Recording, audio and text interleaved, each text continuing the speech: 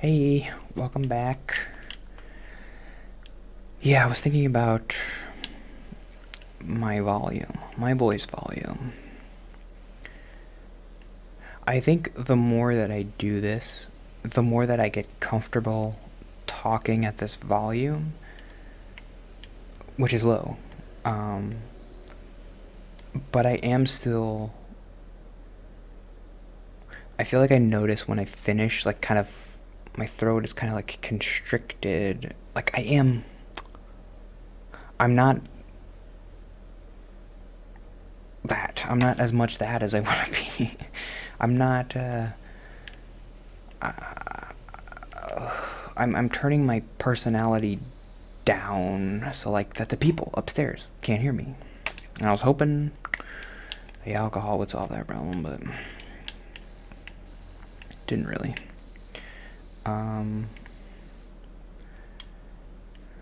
I don't like this mold stuff. It's gross. And it doesn't come out. Oh, I gotta do this thing. I like this thing. Okay. And then I move. I move in a circle and you move in a circle. And we go double circles. Yeah, like I noticed, I guess yesterday I kind of noticed it when I was, or maybe that was 2 days ago, when I was doing like the singing. I was singing Hunchback song. And like I just feel, like when you're singing, you start to get to a volume, and I'm like, good, my throat, it closes up, and it's like, don't do this to me. Don't get louder. You know the people can hear you. And I don't think there's a solution to that. There isn't. I don't know. I mean, I thought about like writing a letter to them. I told my therapist about it, and she told me she didn't have a good answer. But I mean, I didn't really bring this up as like a major point, so she just kind of said this offhand. She was like, "Oh, who cares about what the people upstairs?" I'm like, obviously, who cares? That's my whole life. Who cares? Who cares about anything? I understand. Like, that's not how social anxiety works, though. And she knows that. She's good. But she just kind of said, like, oh, who cares?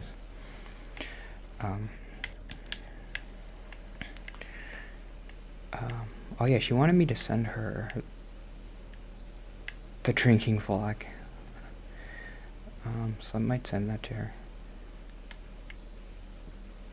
But yeah, she's like, there's a 0% chance that the people upstairs could hear you. Number one, there's not a 0% chance. If there was a 0% chance, and I felt like there was a 0% chance, then I wouldn't be talking like this. There's a 1% chance. And because there's a 1% chance, there's a chance, and I can't chance it. Right? So that's what's happening.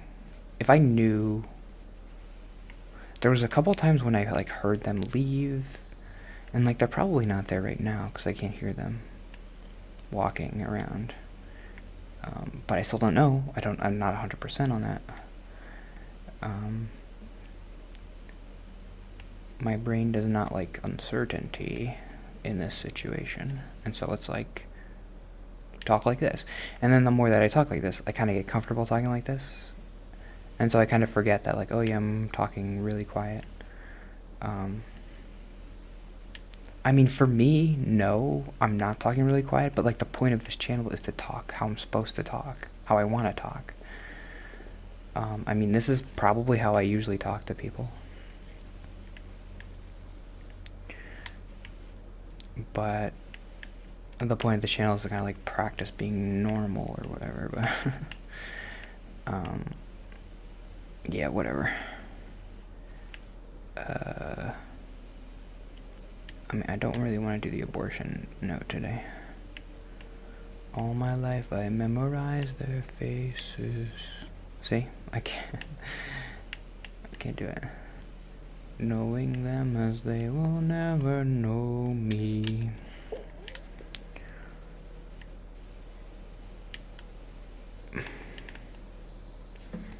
Out there strolling by the sun.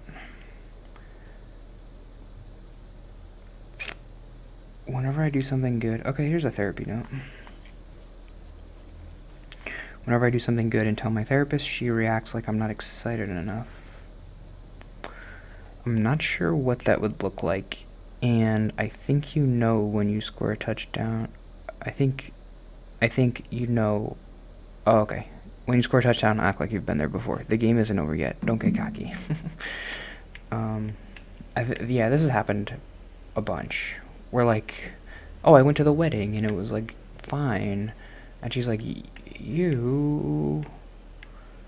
Did you enjoy it? And I was just like, fine. And she's like, I don't know. She kind of gives off this impression that she's like, you should be more excited. She doesn't say that.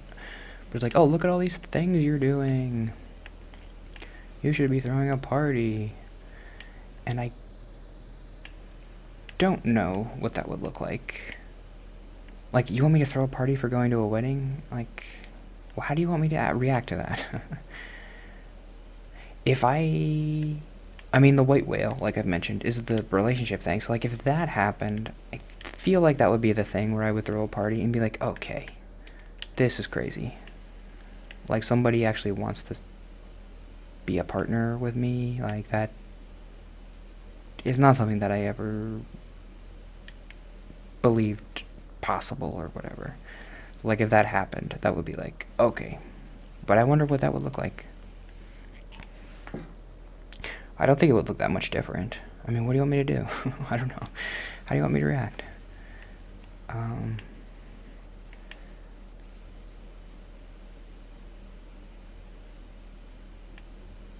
Yeah, part of it is like, I don't know. This stupid analogy about like when you score a touchdown, act like you've been there before. It is like, oh, I went to a wedding, yippee. Like, you went to a wedding, yippee. I mean, you're gonna celebrate the wedding, I guess. And I mean, I try to do that here when I'm like, I went to a wedding and it was a good thing for me. It was good. But like, that's what you're gonna get. I mean, what more do you want? It just seems like she's like, you never seem excited about when you do stuff. That's good. And maybe that's a projection. Probably. I mean, everything I do is a projection, right?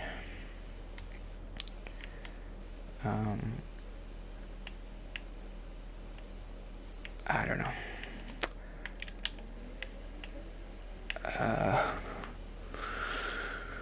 Act like you've been there before, kid. You know, you score a touchdown, you give the ball to the referee, and you're like, I'm not celebrating because the game isn't over yet. I guess that's part of it. And that's the white whale thing of like, that's kind of the goal, is to have a partner.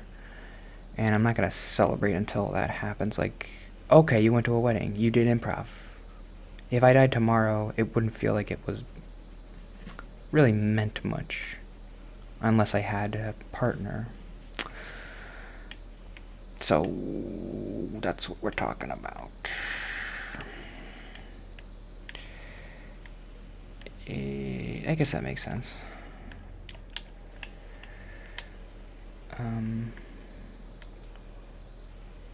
I don't know.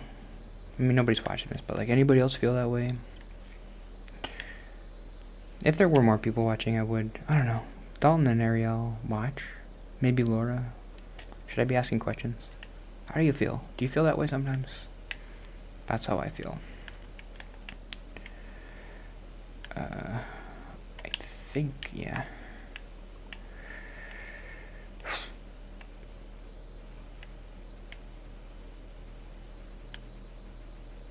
Alright. Was that really the note? I have a couple minutes. Do you know there's such a thing as an antipope? How did I learn about the antipope? So, maybe it was from Hunchback. I was reading something, and it was just like, oh, the antipope Benedict, I think his name was. And I'm like, antipope? What? That sounds like it's like a super villain or something. The antipope. So apparently, antipopes are like people who try to usurp like power from the Catholic regular pope. I had never heard. I'm gonna look it up at the end of this episode and get more. I just wrote down antipope, and I'm like, oh, I have a minute. I could talk about the antipope. The antipope.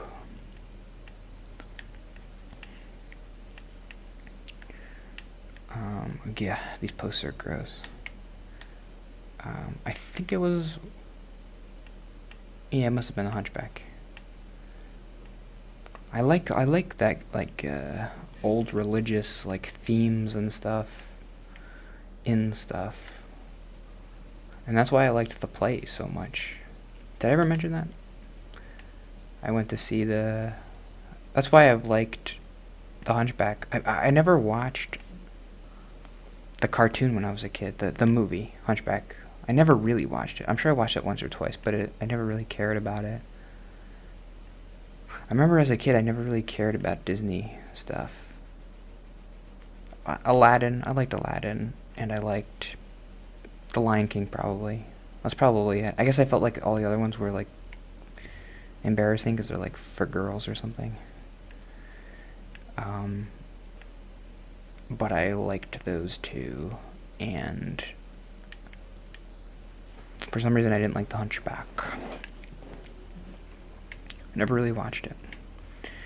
But I got into it because I went to see a musical at the Paper Mill Playhouse in New Jersey of The Hunchback of Notre Dame. And it was really good. It was like amazing. It was like the best thing that I've ever seen. And you can listen to the cast recording online if you search for Hunchback of Notre Dame songs, and the ones that come up that are like this like red background, that's the one that I saw. It was like really good, and they got like this choir, and the singers were like amazing. Like, and so now like I listen to the cartoon movie of the Hunchback, and I'm like, this guy can't sing at all. He sucks. The other guy's so much better.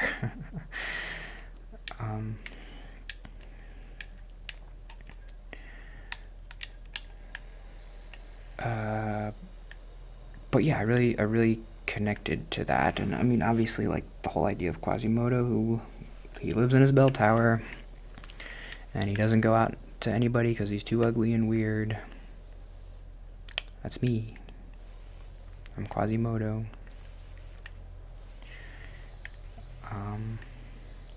Out there, they'll revile you as a monster. What's the one about like you're ugly? Yeah. And those are crimes for which the world shows little pity. I am your only friend. You are deformed. I'm not deformed, okay? I'm not as ugly as Quasimodo, but it's close. I think I could win a Feast of Fools. Like, okay, if Quasimodo was there, he'll win the Pope of Fools. But if he's not there, I think I get second. Like, I get second place. Today is the day for breaking rules. That's what they call it in the book. They call it the Pope of Fools. I forget what they call it in the movie. Maybe like Prince of Fools or something. Well, basically he wins because like it's a contest for like who can be the ugliest or who can make the ugliest face. And so like all the kids are like blah blah, and then Quasimodo comes up and he just sticks his face in there, and they're like, "Oh my God, you win!"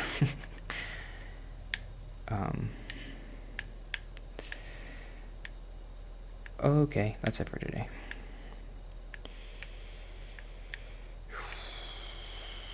To the rhythm of the tambourine. Okay, see you tomorrow.